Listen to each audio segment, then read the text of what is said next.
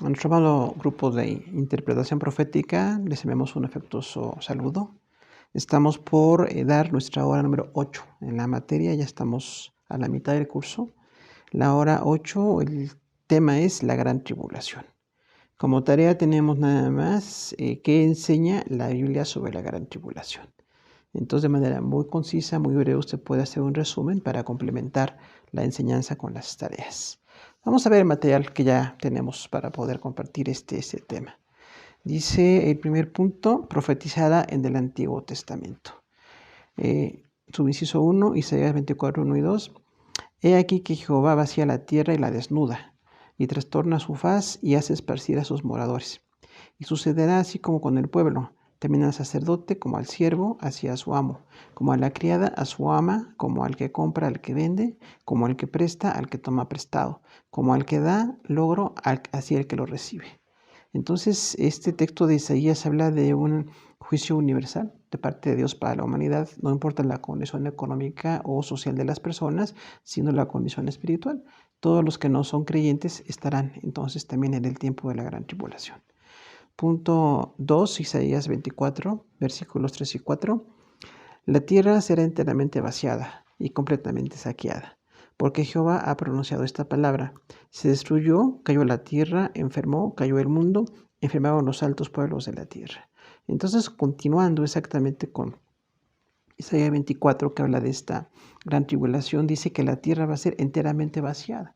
La palabra vaciada se puede traducir aquí como que sacudida por este juicio de parte del Señor y habrá pues muchas pérdidas. Cuando habla de saqueo, habla de robo, otra vez de pérdida, y dice que también la tierra va a enfermar y caer el mundo. Todos los pueblos de la tierra van a estar en ese juicio porque han rechazado la única respuesta a nuestra necesidad espiritual, que es el Señor Jesucristo. La gente que rechaza a Jesús va a estar en este tiempo de la gran tribulación. Punto 3, Isaías 24, 19. Será quebrantada del todo la tierra, enteramente desmenuzada será la tierra, en gran manera será la tierra conmovida. Entonces continúa en este pasaje de Isaías 24 hablando de quebranto. Quebranto es así como romper, como tener un evento muy violento, y es exactamente lo que pasa en la gran tribulación. Cuando dice enteramente desmenuzada, es así como deshecha, como despedazada. Habla del juicio a la tierra porque todas las naciones van a estar en ese tiempo que es de la gran tribulación como parte de ese juicio. Y será conmovida, también habla ahí de la palabra conmoción, como por un golpe muy fuerte, como por perder el sentido, debido a un impacto demasiado fuerte. Isaías 24 habla mucho de este texto referente a la gran tribulación. Punto 4, versículo 20, 24-20 de Isaías. Temblará la tierra como un ebrio y será removida como una choza. Y se agravará sobre ella su pecado y caerá, mas nunca se levantará. Entonces, repitiendo la idea de quebrantamiento, dice que va a estar como un ebrio, así como una persona alcoholizada que no puede sostenerse, que pierde el sentido, dice será removida como una choza, o sea, la tierra parece que va a ser quitada por este juicio tan fuerte que va a darse en la gran tribulación. Caerá y no se levantará. Isaías 24:21.5. Acontecerá en aquel día que Jehová castigará al ejército de los cielos de lo alto y a los reyes de la tierra. Entonces habla del juicio de Dios cuando viene de manera espiritual a todos los ejércitos de los cielos, habla de los demonios. En ese momento empieza el juicio contra ellos, no termina, apenas empieza el juicio, pero sí para la humanidad que esté en ese momento bajo el gobierno del anticristo, habrá entonces un gran quebrantamiento.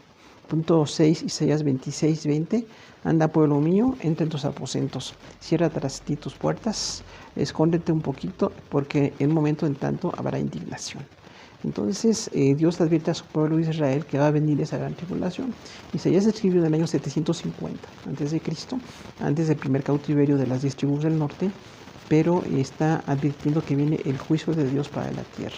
Y dice que pueden estar en sus aposentos como en un descanso, como esperando un reposo, pero no va a tardar el tiempo. La indignación va a darse con la gran tribulación.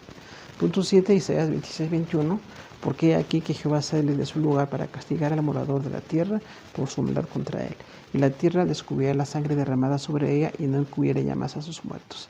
Entonces aquí Isaías 26:21 habla de una de las razones por las que este juicio en la gran tribulación, porque la gente ha derramado mucha sangre.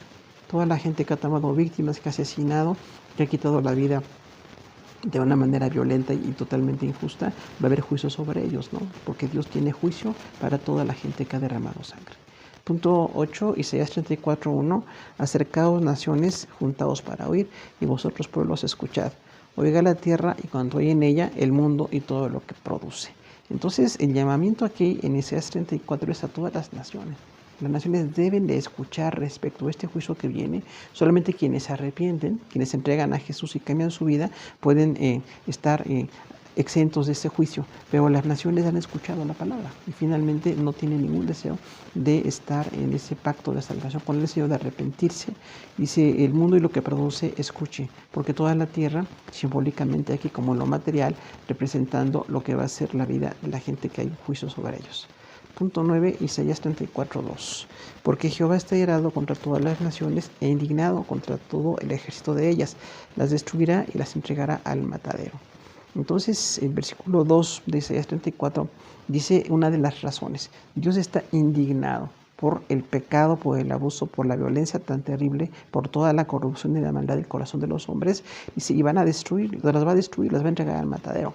Así como cuando se entregaba animales para ser asesinados, para ser muertos en cuanto a la alimentación o un evento relacionado con cualquier pueblo. Dice, entonces la tierra ahora va a ser entregada al matadero igualmente. Punto 10, Isaías 34:3. Y los muertos de ella serán arrojados, y de sus cadáveres se levantará hedor, y los montes se disolverán por la sangre de ellos. Entonces, el versículo 3 de Isaías 34 habla del exceso de el juicio que va a haber de parte del Señor. Dice, los muertos de ella serán arrojados. No hay un momento de duelo, dar ese sepulcro con toda la honestidad que uno quisiera con esas personas, sino que dice que van a estar pues como un hedor ahí en la tierra de tanta muerte. Dice, esos cadáveres habrá muchos en ese momento, y dice, los montes se disolverán por la sangre de ellos. Metafóricamente habla de toda la sangre que va a ser derramada en la gran tribulación, porque recordamos que aunque el anticristo promete pues paz y promete una justicia, finalmente es un sanguinario y es un destructor terrible. Punto 11, Daniel 12:1. En aquel tiempo se levantará Miguel, el gran príncipe que está de parte de los hijos de tu pueblo, y será tiempo de angustia, cual nunca fue, desde que hubo gente hasta entonces, pero en aquel tiempo será librado tu pueblo para los que se hayan escritos en el libro. Esto le dijo un ángel a Daniel y se repite en Apocalipsis 12:7, que Miguel estará como príncipe que defiende al pueblo judío en cuanto a guerras. Aparece en Daniel, aparece en Apocalipsis. Entonces es un ángel de gran rango que está allí pues respaldando al pueblo de Israel en ese momento de gran aflicción. Habrá una gran aflicción en ese momento para Israel. Punto 12, Daniel 12:7. Y vi al varón vestido de lino que estaba en las aguas del río, el cual alzó su diestra y siniestra al cielo y juró por el que vive por los siglos que será por un tiempos y la mitad de tiempo. Y cuando acabe la dispersión del poder del pueblo santo, todas esas cosas serán cumplidas. Esto es una referencia directa con Apocalipsis 10:5 y 12:14, cuando dice que va a cumplirse más o menos en la mitad. Y dice tiempos, la mitad de un tiempo son 3 años y medio, siempre. Este tipo de declaraciones, tiempos y la mitad de un tiempo, habla de 3 años y medio, porque va a ser la segunda mitad de la gran tribulación. La primera mitad, que también son 3 años y medio, parece que hay paz, hay una oferta de soluciones por el anticristo, pero en la segunda mitad hay una devastación contra Israel y finalmente contra las demás naciones que estén allí, porque será un pésimo gobernante. Punto 13, Daniel 12:11. Y desde el tiempo que se ha quitado el continuo sacrificio hasta la abominación desoladora, habrá 1290 días. Entonces, es otra forma de decirlo. Daniel 12:11 dice 1290 días, exactamente son 3 años y medio. Repitiendo lo que se había dicho anteriormente como tiempos ilimitados un tiempo, el mismo profeta es que escribe allí que será en 3 años y medio cuando se complete ese tiempo de gran aflicción. Punto 14, Joel 1:15. Ay de aquel día, porque cercano está el día de Jehová, y vendrá como destrucción por el Todopoderoso. Entonces el profeta Joel, que escribe en el año 800 a.C. más o menos, él dice, ay de aquel día. O sea, este tiempo de la gran tribulación es algo por lo que habrá que lamentarse, porque habrá mucha mortandad, habrá devastación, habrá verdaderamente una gran aflicción. Y vendrá como destrucción por el Todopoderoso. Quien está haciendo ese juicio es el Dios, dice Todopoderoso. Joel 2:2.15 dice, día de tinieblas y de oscuridad, día de nube y de sombra. Como sobre los montes se extiende en el alba, así vendrá un pueblo grande y fuerte, semejante del nuevo jamás, y después de él habrá otro en muchas generaciones. Entonces, el capítulo 2.2 de Joel dice que será día de tinieblas y de oscuridad. Va a haber un tiempo de mucha aflicción, principalmente para Israel, porque han rechazado la salvación, porque mataban al Mesías, pero en este tiempo de la gran tribulación tienen la oportunidad de arrepentirse. No van a coincidir con el anticristo porque conocen parte del Antiguo Testamento y cuando se den cuenta que es exactamente lo opuesto a lo que ellos esperan es el anticristo, recordamos el que está en contra de o el que ocupa el lugar de Jesús. Entonces dice que va a haber una gran aflicción para el pueblo de Israel. Punto 16, Amós 5:18. Hay de los que desean el día de Jehová. ¿Para qué queréis este día de Jehová? Será de tinieblas y no de luz. Entonces, Amós capítulo 5, versículo 18, dice que es el día de Jehová. Recordamos mucho del Antiguo Testamento. El día de Jehová habla del juicio. Puede ser para Israel, puede ser en la gran tribulación, pero en este caso se aplica el día de Jehová a esos 7 años de juicio que habrá en la gran tribulación.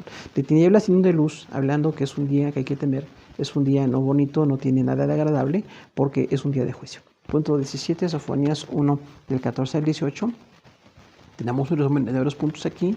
El día de Jehová, de la ira de Jehová, dice, cercano es de ira, angustia y aprieto. De trompeta sobre ciudades fortificadas, tribulación sobre hombres. Entonces, este tiempo de la gran tribulación dice que está cercano. Va a suceder. Esto se profetizó 600, 700 años antes de Cristo, pero ya tenemos después del Evangelio 2000 años de predicación. Entonces es muy cercano el tiempo de la gran tribulación, puede ser en cualquier momento. Nadie puede dar fechas, decimos, en una teología correcta, pero sí decimos que hay una inminencia. Va a suceder, dice, va a estar sobre ciudades fortificadas, o sea, va a derribar las ciudades que están así como en una soberbia, porque están edificadas altas o bellas o ricas o poderosas, y va a haber pues un momento en que van a ser derribadas. Tribulación sobre hombres. Habla ahí la angustia de las personas porque no tienen el pacto de salvación. Punto 2, la gran tribulación descrita en el Nuevo Testamento. Punto 1, Mateo 24, del 13 al 28. Señales antes del fin. El Evangelio será predicado en todo el mundo. Y hay varios puntos. Vendrán falsos cristos, habrá guerras y rumores de guerras. Tribulación sobre los judíos, ellos van a huir y muchos tropezarán. Se levantarán falsos profetas, el amor de muchos se enfriará, ocurrirá la abominación desoladora, habrá gran tribulación y la aparición del Señor Jesús para trasladar a su iglesia. Estos puntos están ahí implícitos en Mateo 24, que habla estos versículos de una manera muy general. Decimos los falsos cristos pues siempre han estado, ¿verdad? Las personas que dicen que son Jesús, son el Salvador, han sido falsos, pues el anticristo será mayor que ellos en cuanto al alcance de la maldad y del deseo de ocupar el lugar de Jesús. Habrá muchas guerras y rumores, dice ahí también, los judíos van a tropezar. Recordamos, es un tiempo en que ellos están en ese tiempo de juicio porque no tienen a Jesús como Salvador. Habla falsos profetas, lo cual también ya está ocurriendo mucho. Hemos visto siempre esto también allí.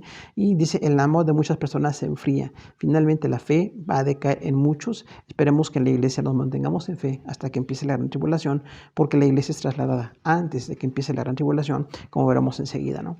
Y dice aquí la aparición del Señor y la traslación de la iglesia. Lucas 17, tenemos aquí otros textos que usted puede buscar, pero Lucas 17, 23, versículos también 24 y 37, dice que el Señor viene y se lleva a su iglesia. La traslación de la iglesia se da porque la iglesia no es parte de la gran tribulación. La iglesia es la salvación, la gracia, la predicación del Evangelio para nosotros. Pero el pueblo judío que ha rechazado la palabra tiene esa finalidad de estar en la gran tribulación. Punto 2, Marcos 13, 14. Pero cuando veáis la abominación desoladora de que habló el profeta Daniel, puesta donde no debe estar, el que le entienda, entonces los que estén en Judea huyan a los montes. Aquí Jesús habla a los judíos diciendo cuando venga esa abominación. Sabían de Daniel 7, 8 y 9. Incluso en 11 y 12 habla de ese tiempo del anticristo. Daniel y Jesús, que sabía que los judíos conocían ese texto, dice, bueno, cuando sepan de esta abominación de que habló Daniel, el que pueda huir, huya, porque va a haber una gran persecución. Realmente viene un ataque contra los judíos. Punto 3, Marcos 13, 19, porque aquellos días serán de tribulación, cual nunca ha habido desde el principio de la creación que Dios creó hasta este tiempo, ni la habrá. Entonces dice ahí Marcos 13, 19, habla de la gran tribulación. La palabra tribulación es un gran sufrimiento. Cuando se le añade el término gran tribulación, nos damos cuenta de que es superlativo. O sea, es un sufrimiento extremo, el mayor que nos podamos imaginar. Ya ha habido guerras, sufrimientos, padecimientos, muchas aflicciones, pero la gran tribulación va a ser un juicio porque la gente está en su pecado en contra de las cosas de Dios. Punto 4. primera de Tesalonicenses 5:3, que cuando digan paz y seguridad, entonces vendrá sobre ellos destrucción repentina, como los dolores de la mujer encinta, y no escaparán. Entonces aquí dice el apóstol Pablo que cuando la gente diga paz y seguridad, habla de lo que va a decir la gente bajo el gobierno del anticristo. Bajo el gobierno del anticristo, con toda la mentira que va a decir, ellos van a creer que hay paz, hay seguridad, van a dejarse marcar con aquella señal que decíamos. Y bueno, entonces el 666, ¿no? Que ya se ha dicho en varios cursos de profecía y de teología. Y entonces dice, va a venir la gran tribulación. Cuando la gente diga esto, así como llegan los dolores a una mujer embarazada y tiene que dar a luz, y es un dolor y es una aflicción, pues entonces también en el tiempo en que la gente piense que habrá paz, bajo este gobierno del anticristo, es muy, muy pronta ya la venida del juicio final allí, porque recordamos que los segundos 3 años y medio de la gran tribulación van a ser terribles incluso para los no judíos, porque van a darse cuenta del pésimo gobernante que escogieron. Dice punto 5, Apocalipsis 3:10, por cuanto has guardado la palabra de mi paciencia, yo también te guardaré de la hora que ha de venir, de prueba sobre todo el mundo, para probar a los que moran sobre la tierra. Mensaje del Señor Jesús a la iglesia de Filadelfia, y dice ahí como una descripción porque hay una bendición a los que están en la paciencia, a los que están permanentes en la fe. Le dice el Señor a esta iglesia de Filadelfia, has guardado la palabra de paciencia. O sea, te has mantenido, has creído, has permanecido en la fe. Yo te voy a guardar de la hora de prueba que vendrá. Aunque es una forma muy simbólica, la hora de prueba no va a ser una hora, son 7 años realmente, pero dice el Señor va a bendecir a los que están en ese pacto de salvación. Punto 6, Apocalipsis 6:16. Y decían a los montes y a las peñas, caed sobre nosotros y escondednos del rostro de aquel que está sentado sobre el trono y de la ira del Cordero, porque el gran día de su ira ha llegado, y quién podrá sostenerse en pie. En esta descripción del Nuevo Testamento de la gran tribulación, nos habla de la generación que en el tiempo del anticristo se van a dar cuenta de lo terrible de este gobernante, de que han fallado, que no han creído en Dios. Dice que desearían la muerte, le dirán las peñas y los montes, caigan sobre nosotros, como para que su vida acabe. Dice, pero no va a acabar. Es hasta que termine la gran tribulación, y esa desesperación que tiene la gente es resultado de su pecado. Dios no pone a la gente en esa decisión. Cada quien decide seguir a Dios o no seguirle. Es una libre decisión.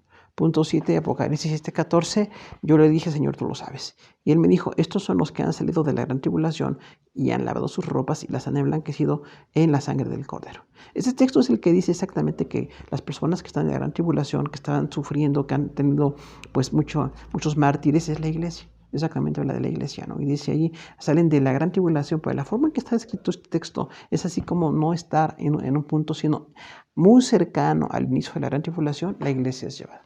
Es trasladada al cielo por el Señor Jesús. Y bueno, empezamos con el tribunal de Cristo, donde hace un juicio de nosotros como sus obreros, y las bodas del Cordero. Una celebración de gran gozo por la salvación que tenemos en el Señor. Entonces, cuando en la tierra hay 7 años de gran tribulación, en esta presencia con el Señor, en lugares celestiales, estamos gozando de comunión y estamos allí, pues en ese tribunal de Cristo y en las bodas del Cordero. Dice, porque han salido de la gran tribulación. No llegan a la gran tribulación, salen antes de que empiece la gran tribulación. Por eso decimos que la iglesia no es parte de la gran tribulación. Punto 8, Apocalipsis 11:2. Pero el patio que está fuera del templo, déjalo aparte y no lo midas, porque ha sido entregado a los gentiles y ellos hollarán la santa ciudad 42 meses. Entonces aquí, hablando en un mensaje entre ángeles, en Apocalipsis 11, dice que se mida el templo y algunos lugares, pero dice, no miras la ciudad, no miras la ciudad de Jerusalén, en este caso, porque ha sido entregada 42 meses, otra vez 3 años y medio, ha sido entregada a los gentiles. La ciudad de Jerusalén va a estar bajo la autoridad de gentiles. El anticristo es gentil, es un extranjero, es un mentiroso, es falso, pero tiene ahí entonces esa autoridad de pues estar haciendo en la ciudad de Jerusalén una cantidad de eventos que veremos también enseguida. Punto 9, Apocalipsis 15:1-7, vi en el cielo otra señal grande y admirable, 7 ángeles que tenían las 7 plagas postreras, porque en ellas se consumaba la ira de Dios. Y uno de los 4 seres vivientes dio a los 7 ángeles 7 copas de oro, llenas de ira de Dios, que ve por los siglos de los siglos.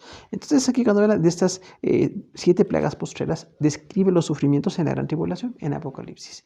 Pero esos sufrimientos, que habrá mortandad, que habrá pérdidas, que habrá desaliento, enfermedades, un caos ecológico terrible, bueno, todo eso que va a pasar allí, dice, es por el pecado de la gente, pero dice de un ángel a otro, esta es la ira de Dios sobre la humanidad, porque es el pecado de la gente lo que nos tiene en esta condición. El pecado nos lleva a las peores condiciones, a las peores decisiones, y dice que habrá una consecuencia. Y Dios vive por los siglos de los siglos. Dios es eterno y tiene exactamente el plan para cada circunstancia, y Él ha profetizado, ya ha dicho que va a haber un tiempo de gran tribulación por el pecado de la humanidad. Punto 10, Apocalipsis 19:2 dice: porque sus juicios son verdaderos y justos, pues ha juzgado a la gran ramera que ha corrompido la tierra con su fornicación y ha vengado la sangre de sus siervos de la mano de ella. Entonces Apocalipsis 19 habla del juicio de la gran Babilonia. Recordamos, muy posiblemente Juan se refería a Roma en el momento histórico en que vivía, y no decía Roma para que no hubiera una persecución más fuerte contra los cristianos o no fuera detenido. El libro del Apocalipsis, que hablaba a la iglesia en ese tiempo de gran aflicción, casi siglo 100 después de Jesús, y dice de esa manera Babilonia, pero entendemos que puede ser Roma, y finalmente habla de la forma de gobierno del mundo sin Dios. El gobierno de la riqueza, de la fornicación, dice aquí, pecados sexuales, abusos, vicios, excesos, el abuso económico, todo lo que la gente tiene como grandes prioridades, pero que están dañando la vida de otros. Entonces habrá un juicio para ese pecado. Vamos a hablar de algunos personajes principales que están aquí en la gran tribulación, y vemos, inciso A, los dos testigos. Inciso A, textos que refieren a Moisés. Deuteronomio 18:15 dice que Dios prometió a un profeta como Moisés que vendría a Israel. Entonces se habla de Moisés como tipo de Cristo. Jesús es quien vino como un gran profeta, y hablamos de la importancia de Moisés, por lo cual pensamos que los dos testigos son Moisés y Elías por este tipo de declaraciones. También vemos Deuteronomio 34:6 que y lo enterró en el valle, en la tierra de Moab, enfrente de Bet-peor, y ninguno conoce el lugar de la sepultura de Moisés hasta hoy. Entonces recordamos que Moisés murió, pero no entró a la tierra prometida. Sin embargo, murió en un lugar secreto para que la gente no hiciera un ídolo del cuerpo de Moisés, porque los hombres somos idólatras. Y al ver un hombre tan entregado a Dios, pues ya ha habido otros casos, ¿no?, de personas que piensan que puede ser como un ídolo en sus corazones. Entonces fue un hombre de veras totalmente dedicado a las cosas de Dios, un buen ejemplo, y por eso tenemos una fuerte referencia a de que puede ser Moisés el testigo que aparece en Apocalipsis. Segundo de Reyes 2, del 1 al 11, habla de Elías. Dice que Eliseo no quería separarse de Elías, y Elías golpeó con su manto el Jordán, y las aguas se separaron. Un carro de fuego con caballos de fuego se llevó a Elías. Esto es el momento en que Elías fue trasladado al cielo, subió en un torbellino. Decimos, Elías no murió, no tuvo una muerte física como tenemos los seres humanos. Y bueno, en este caso Enoc también tiene una circunstancia que Dios lo llevó, dice la palabra, pero los que piensan que puede ser Enoc y Elías desvían un poco el concepto, porque Enoc no fue un predicador, fue un hombre muy justo delante de Dios. Cuando vemos aquí el traslado de Elías en un carro de fuego, vemos una grande bendición sobre este hombre de Dios, y vemos por eso que dice ahí, bueno, posiblemente sea Elías quien venga como parte de la gloria de Dios para el Nuevo Testamento, ser parte de esos dos profetas. Dice, dos testigos, he aquí, Malaquías 3:1, yo envío a mi mensajero, el cual preparará el camino delante de mí. Vendrá súbitamente al templo del Señor, a quien vosotros buscáis, y el ángel del pacto, a quien vosotros deseáis. Entonces Malaquías se refiere también como a un segundo Elías que viene antes de que empiece algo importante. Se refiere a Juan el Bautista. Aquí, así fue tan trascendental Elías, que lo que hizo Juan el Bautista es un reflejo o tiene una relación con Elías, que pensarían algunos que incluso fue como si Elías hubiera venido. Decían algunos, Juan el Bautista es como Elías resucitado. No era Elías resucitado, pero tenía un carácter muy parecido en la consagración, en el grado del servicio para Dios. Malaquías 4:5 dice, he aquí yo envío el profeta Elías antes que venga idea de Jehová grande y terrible. Entonces, como habla aquí de Elías que será enviado antes de que venga el día terrible, hablamos de la gran tribulación, es un texto que nos habla mucho de que Elías puede ser uno de los dos testigos. Ahora, hay textos que se refieren a Moisés y Elías. Tenemos aquí esta división enseguida. Mateo 17, del 1 al 8, habla de la transfiguración.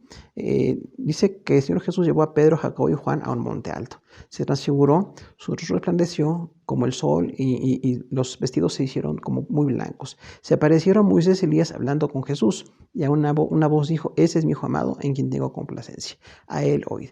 Este texto es radical de importancia porque cuando Jesús iba a ir a la cruz, vinieron Moisés y Elías. Antes de la cruz de Jesús, ahí tenemos Mateo 17, donde dice que vinieron Moisés y Elías, y lo vieron Pedro, Jacobo y Juan. Cuando vienen Moisés y Elías, recordamos, Moisés es el gran profeta del Antiguo Testamento, el gran promotor del sacerdocio sacerdocio establecido, y Elías un profeta de predicación, de fuego, ¿no? Vemos ahí. Entonces, muchos ven en Moisés la ley y Elías los profetas. Son como los dos grandes hombres para los judíos. Por eso pensamos, y el hecho de que están aquí, pues, hablando con Jesús antes del tiempo de la crucifixión, vemos que hay un gran respaldo para estos dos hombres como los dos testigos.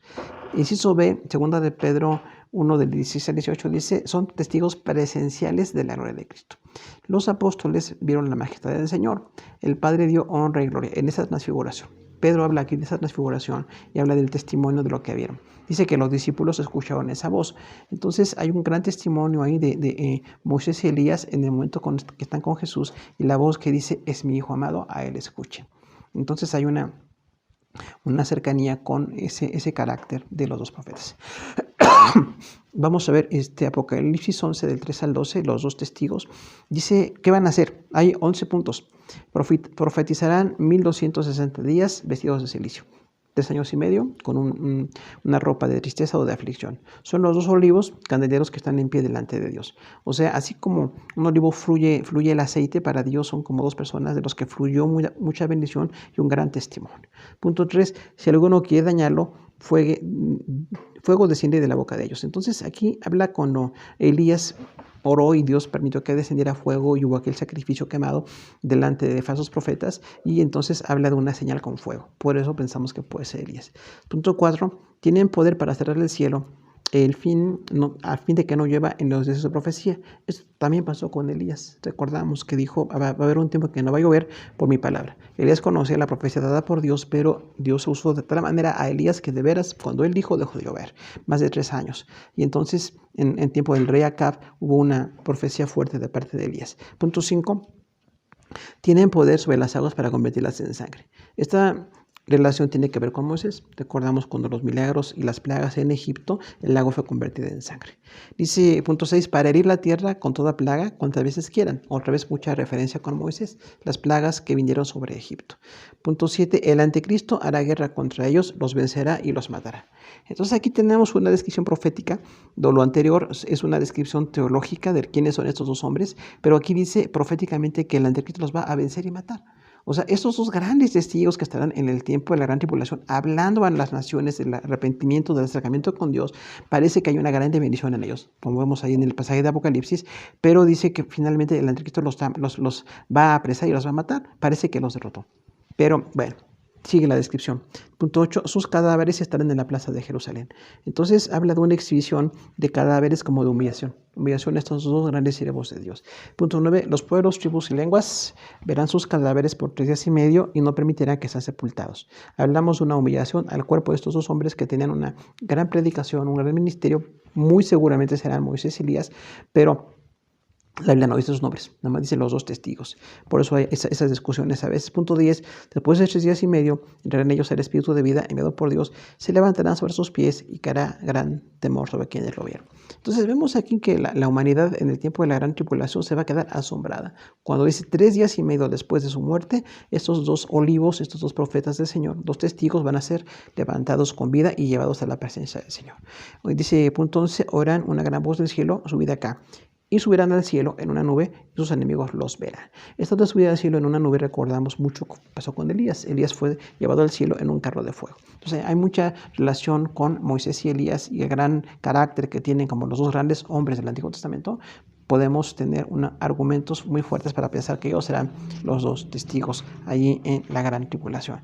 Vamos a ver ahora algunos personajes. El anticristo, tenemos una serie de textos. ¿Quién es el anticristo? Jeremías 6:26 dice, hija de mi pueblo, ciñete de cilicio, revuélcate en ceniza, ponte luto como por hijo único, llanto de amarguras, porque vendrá pronto sobre ti el destruidor. Entonces aquí Jeremías 6:26 dice que viene un hombre llamado el destruidor. No, todo lo que habla del anticristo son muchos textos, no nomás es un texto, hay mucho lo que se dice de él, es el destruidor. O sea, tiene el enfoque principal de destruir. Y eso es parte de su carácter esencial. Punto 2, Daniel 7:8. Mientras yo contemplaba los cuernos, he aquí otro cuerno pequeño salía de entre ellos, y de delante de él fueron arrancados 3 cuernos con los primeros. Y aquí que este cuerno tenía ojos como de hombre y una boca que hablaba grandes cosas. O sea, aquí cuando dice hablaba grandes cosas, literalmente quiere decir decía terribles blasfemias. No dice que diga cosas bellas o cosas sorprendentemente bonitas. No, está una conducta de maldición. Es blasfemo en contra de las cosas de Dios. Y aquí tenemos al profeta Daniel que dice que es como un cuerno pequeño. Recordamos que el cuerno aquí significa autoridad o reino. Entonces es parte de un reino. Cuando dice que delante de él son derivados otros tres cuernos, muchos concluyen que el anticristo hará una guerra en contra de otros reinos que estarán ahí, en un grupo de 10 reinos que estarán gobernando en el tiempo del anticristo en la gran tribulación, pero va a derribar a 3 de ellos, posiblemente por pelea, por guerra entre ellos, y finalmente quedan nada más 7 cuernos y el cuerno principal, que es el octavo o es el principal entre ellos, que está el anticristo. Punto 3, Daniel 7, 20 al 26, descripción, surgirá la cuarta bestia. Esto habla mucho todavía del imperio romano. Dice una conclusión de este texto: habrá guerra contra Israel y lo vencerá. El Padre dará el juicio a los santos. Los 10 cuernos son reyes, el anticristo surgirá entre ellos, derivará 3. Pensará en cambiar los tiempos y la ley, lo hará por 3 años y medio. El juez le quitará el dominio, será destruido y arruinado. El reino será de los santos del Altísimo, cuyo reino es eterno. Entonces, Daniel 7 habla mucho de una profecía relacionada con un rey que se llamó Antíoco. Antíoco IV, que fue una blasfemia terrible en contra de las cosas de Dios, poquito del año 200 antes de Cristo, un poquito más, 270, y este hombre hizo cosas terribles. Sacrificó una cerda en el templo de Dios, trataba de apartar a los jóvenes judíos de las cosas de Dios, y de veras hizo mucho daño a las cosas de Dios. Pero eso fue como apenas una parte de lo que es el carácter del anticristo, porque el anticristo va a estar en esos 7 años de gobierno con una absoluta forma de mantenerse en el cargo, y va a estar abusando de los demás. Cuando hablamos ahí de los 10 cuernos que son reyes y deriva 3, hablamos de esos conflictos entre ellos. Cuando dice pensará en cambiar los tiempos y la ley, habla de que está sustituyendo las cosas de Dios, sustituye la adoración a Dios, sustituye el carácter de Dios, se dice Dios mismo. Y entonces va a hacer algo así totalmente blasfemo, hasta que Dios le quite el dominio y le dé el reino a los santos del Altísimo, cuando empiece el milenio, recordamos, después de la gran tribulación. Punto 4, Daniel 8, 23 al 25, y al fin será del reinado de estos, cuando los transgresores lleguen al colmo, se levantará un rey antiguo de rostro, entendido en enigmas, y su poder se fortalecerá, mas no con fuerza propia, causará grandes ruinas y prosperará, y hará arbitrariamente, y destruirá a los fuertes y al pueblo de los santos. Con su sagacidad hará prosperar el engaño de su mano, y de su corazón se engrandecerá. Sin aviso destruirá a muchos y se levantará contra el príncipe de los príncipes, pero será quebrantado, mas no por mano humana. Daniel 8 entonces habla otra vez, decíamos, de Antíoco IV, Epífanes, que era así como un hombre que estaba ocupando un gran lugar allí de gobierno. Sucedió históricamente, pero tiene mucha relación con lo que hará el anticristo en el futuro. Hay algunas cosas que el anticristo va a hacer que no son exactamente las que hizo Antíoco IV, pero tiene una gran relación de la prosperidad, la maldad y el poder que tiene para hacer las cosas hasta que Dios le quite. Punto 5, Daniel 9, 26 y 27. Después de las 72 semanas se quitará la vida al Mesías, mas no por sí. Y el pueblo de un príncipe que ha de venir destruirá la ciudad y el santuario. Y será su fin con inundación, y hasta el fin de la guerra durarán las devastaciones. Y por otra semana confirmará el pacto con muchos. A la mitad de la semana hará cesar el sacrificio y la ofrenda. Después, con la muchedumbre de las abominaciones, vendrá el desolador, hasta que venga la consumación y lo que está determinado se derrame sobre el desolador. Entonces, nuevamente hablando de esas 62 semanas, que son así 483 años, conoció la profecía de Daniel, y faltan 7, ¿no? Para que sean las 70 semanas por 7, son 490 años. La profecía de las semanas de Daniel, faltan esos 7 años que son exactamente los de la gran tribulación. Pero en un tiempo en que estaba la desolación con Israel, bueno, vino este hombre Antíoco IV, que sí hizo muchas abominaciones en contra de Dios, pero el anticristo todavía lo va a hacer en el tiempo exactamente de la gran tribulación. Confirmará el pacto, tendrá una gran riqueza, un gran poder, será un gobernante mundial, aunque tenga a otros asociados como parte de ese reino, pero va a ser totalmente desolador. Dice punto 6, Daniel 11, 21, y le sucederá en su lugar un hombre despreciable, al cual no darán la honra del reino, pero vendrá sin aviso, tomará el reino con halagos. Entonces, Daniel 11, 21 habla de quién es el anticristo también, que dice con halagos toma el reino. Recordamos que las personas que prometen cosas así como muy bellas, como muy agradables para la gente, en muchas ocasiones traen devastación. Punto 7, Daniel 11, 36 a 39 dice la descripción: será soberbio, ajeno a Dios, buscar la riqueza material. Entonces, haciendo como otra vez otro nexo muy fuerte entre Antíoco IV y el anticristo, dice que tiene una gran soberbia, es así totalmente altivo, es ajeno a Dios, incluso busca la riqueza material nada más, y busca solamente el poder. Y eso es exactamente una coincidencia entre Antíoco IV y el anticristo en el futuro. Punto 8, Mateo 24, 15, por tanto, cuando va a este lugar santo, la abominación desoladora de que habla el profeta Daniel, el que le entienda. Entonces Jesús habla allí directamente de esa abominación que viene, y dice: cuando vean que empieza a suceder, que el anticristo está gobernando, traten de entender. Lamentablemente el pueblo judío va a estar en la gran tribulación, porque no tiene pacto de salvación, no se va en la arrebatación, en el arrebatamiento, en la traslación de la iglesia, sino que queda ahí esos 7 años y empieza a ser parte de ese gobierno, pensando que es Jesús, y empiezan a hacer, dice, como algunas contrataciones con él, hasta que a la mitad exacta, 3 años y medio, se dan cuenta que es el anticristo, y al negarse a dejarse marcar por la marca de la bestia, y al negarse a estar bajo su dominio, empiezan a ser atacados. Los judíos van a ser muy atacados hasta el final de la gran tribulación, en la batalla de Armagedón, que hemos visto en este contexto.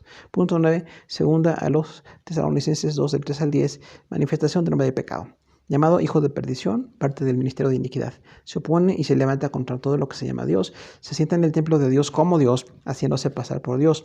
Un inicuo, al que se matará con el espíritu de su boca. Su advenimiento es prueba de Satanás, con gran poder y señales, prodigios mentirosos, con todo engaño e iniquidad a los que se pierden.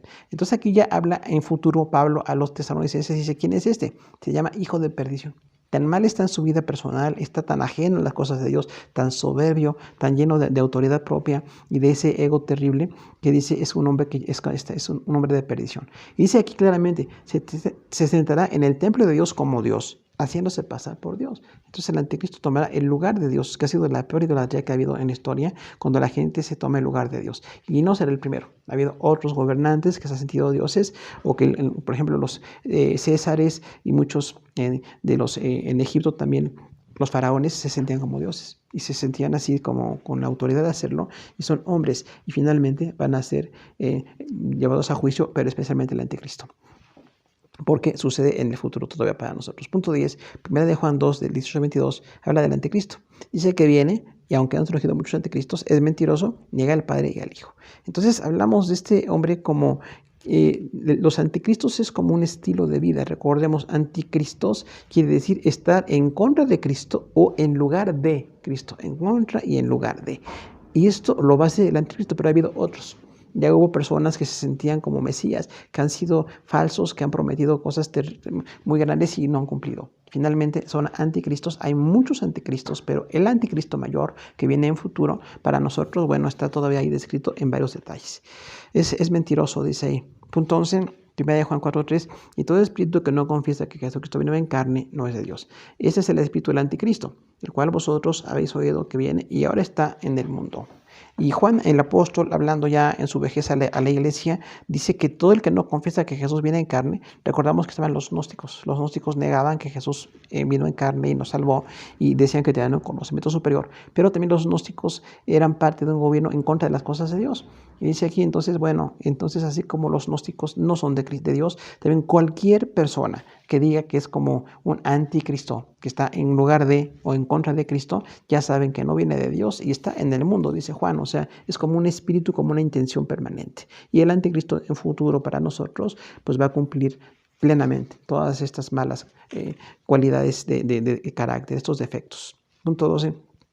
Segunda de Juan 7, porque muchos engañadores han salido del mundo que no confiesan que Jesucristo ha venido en carne. Quien hace esto es engañador y el anticristo. Nuevamente Juan el apóstol, ahora en su segunda carta, dice los engañadores. Los anticristos son engañadores, han sido falsos y han estado por el mundo por mucho tiempo y no confiesan que Jesús vino en carne. Y dice, hace el engañador y el anticristo. O sea, están en mentira y están en contra de las cosas de Dios.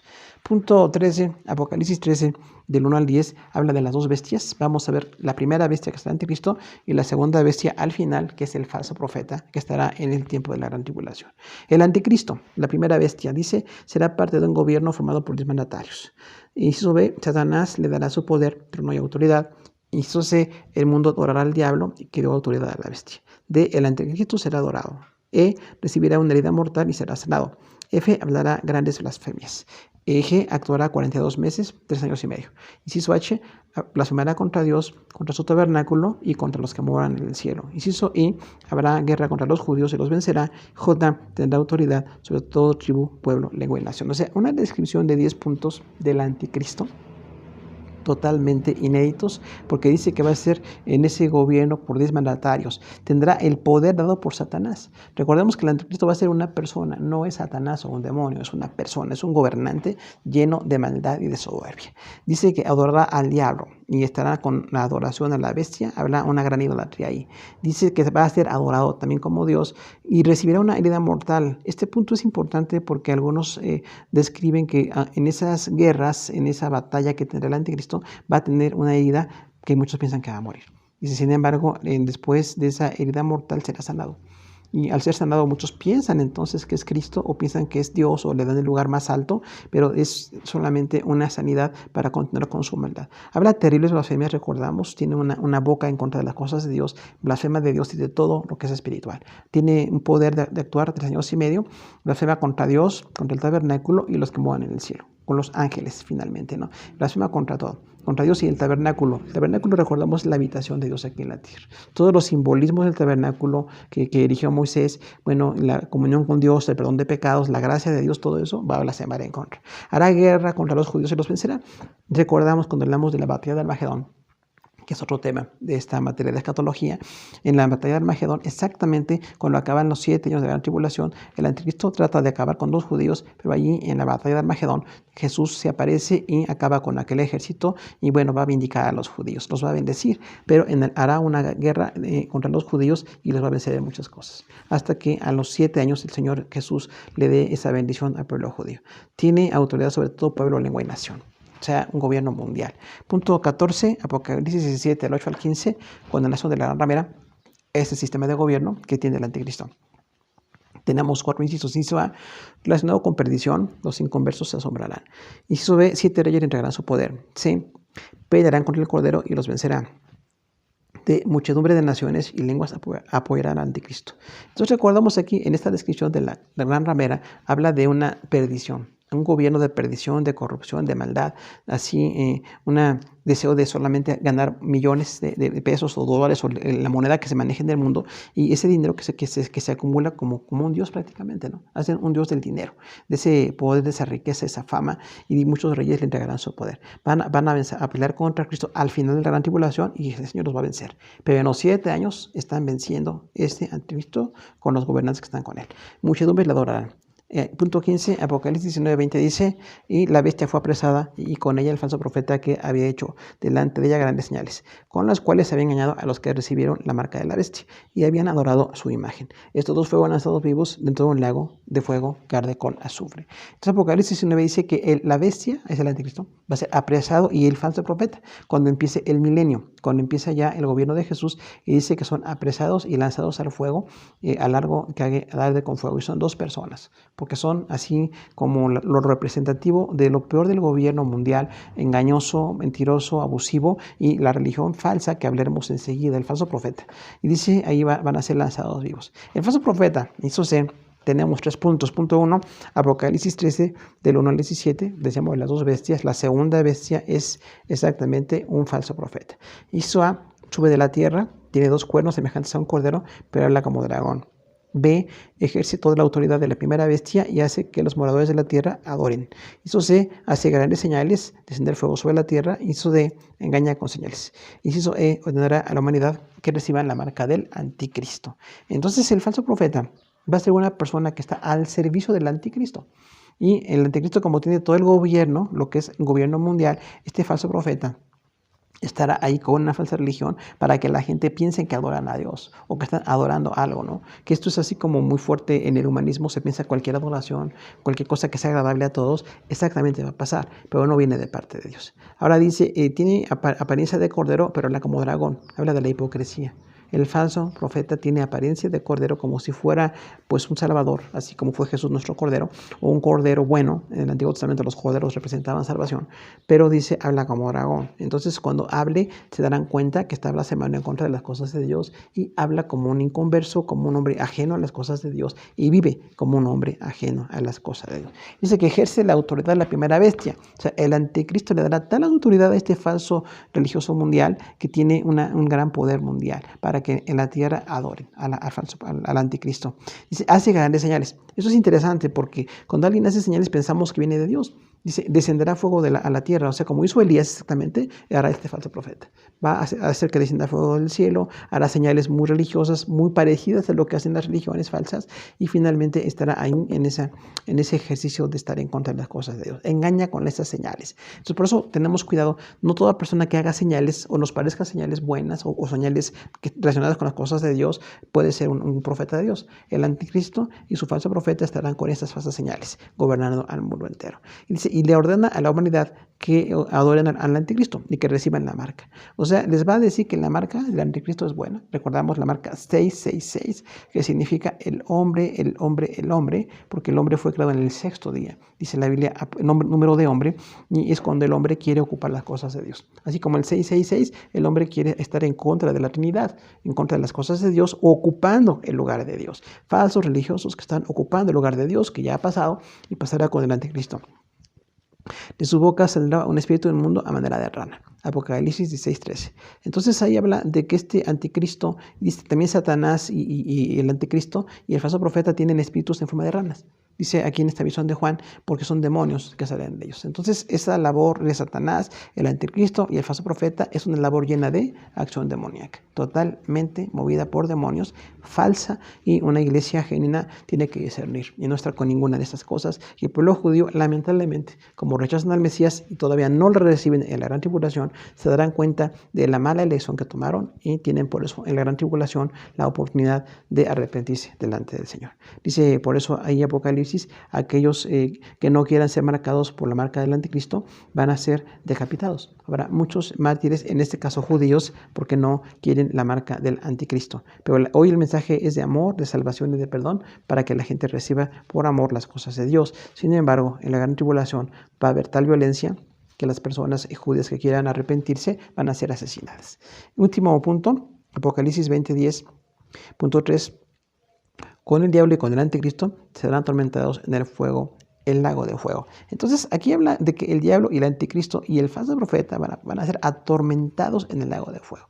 Entonces no tiene un final bello, no hay comunión, no hay salvación. Son parte de la obra de Satanás, de engaño y de mentira en cuanto al mundo. Pero un falso profeta y un anticristo, o un hombre religioso y un hombre de gobierno mundial falso, están allí condenados porque tienen poder. Van a tener tal poder que el mundo pensará que son invencibles, van a darles todo tipo de reconocimientos. Sin embargo, delante de Dios están reprobados. Por eso dice la palabra que es importantísimo que nuestro corazón esté arrepentido y estemos en pacto de salvación con Dios para que podamos tener un fruto correcto, un fruto como hijos de Dios. Pues, amados hermanos, terminamos nuestra hora 8 de interpretación profética. Muchas gracias por su atención.